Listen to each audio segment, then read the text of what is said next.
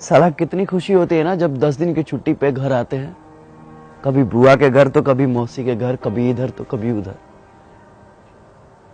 कभी खुद को समय दे ही नहीं पाते, मिलते ही रहते हैं जिंदगी भर लोगों से। लोगों से मिलने के चक्कर में कभी खुद से मिल ही नहीं पाते हम।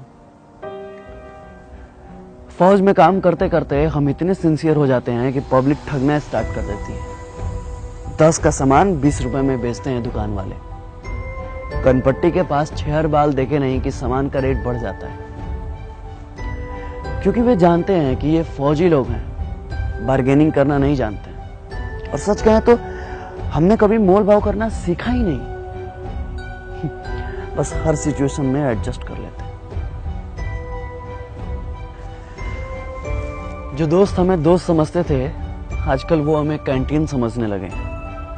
लीकर कार्ड और दारू से ज्यादा हमें किसी ने समझा ही नहीं। एक तो कभी किसी का फोन नहीं आता है, और फोन आता भी है तो सिर्फ ग्रोसरी आइटम के लिए। किसी को फेयर लवली चाहिए तो किसी को हॉर्लिक्स, तो किसी को अमेरिकन टूरिस्ट का बैग, और किसी को स्पोर्ट शूज। पहले पूछते थे कब आ रहे हो, होली में आ रहे हो? अच्छा, होली में आ रहे हो तो एक मेरे लिए आरएस लेते आना। वैसे भी बिहार में दारू बंद है और कैंटीन के दारू में बहुत नशा है। 4 दिन तक सोते ही रहते हैं। अभी घर पे 4 दिन ठीक से पहुंचे हुए होता नहीं है कि जनता सवाल पूछना शुरू कर देती है। कब जाना है? कब की ट्रेन है भाई? कब जा रहे हो? इतना सवाल तो साला खुद से हमने कभी पूछा ही नहीं जितना बगल वाले पूछते हैं। एक तो कम उम्र में ही आ जाते हैं डिफेंस लाइन में और कट जाते हैं सोशल लाइफ से। कभी किसी के शादी में नहीं जा पाते, कभी किसी के फंक्शन में नहीं जा पाते। शिकायतें सबको रहती हैं कि हम नहीं आते हैं, पर क्या करें, अपनी जिंदगी को बस एडजस्ट कर लेते हैं।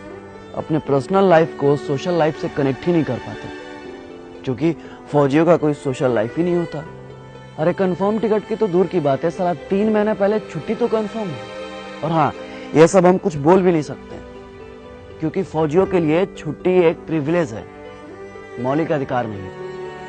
जितना हमने संविधान को समझा है ना, उतना संविधान ने हमें समझा ही नहीं। हमारे अधिकारों में टर्म एंड कंडीशन अप्लाइड कर दिया गया।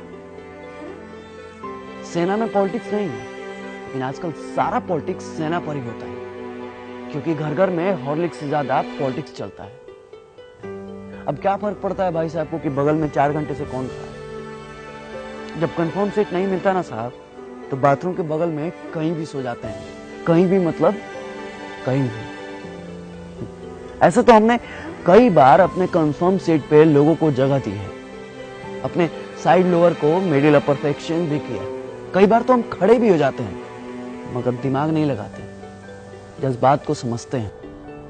आपको क्या पता है कि सुबह 10 बजे जब बिना लंच कराए शाम 4 बजे पुरानी दिल्ली से तिनसुकिया जाने का ऑर्डर आता है, तो ये भी नहीं पता होता है कि ट्रेन है या नहीं है, तो समय है या नहीं।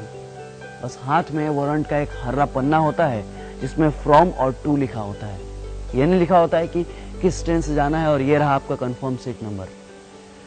बस चल देते हैं जय हिंद बोल के। हम आपसे आपका सीट नहीं मांगते, थोड़ी सी कोऑपरेशन मांगते हैं, थोड़ी सी उम्मीद मांगते हैं, बस थोड़ी सी दिल में जगह मांगते हैं, फौजी समझकर। क्योंकि फौजियों के लिए तो सारा मुल्क अपना है। ये थोड़ी सी सिंपैथी ना किसी एलोपैथी से ज्यादा काम करती है साहब। इसलिए अपनों से गुजारिश है कि अपनों के लिए अब कभी भी ट्रेन के या बाथरूम के कहीं भी कोई फौजी भाई मिले ना, बस दिल के कहीं कोने में थोड़ी सी जगह दीजिएगा। जय हिंद, जय Bharat. If I die in a war zone, box me up and send me home. Put my medals on my chest till my mom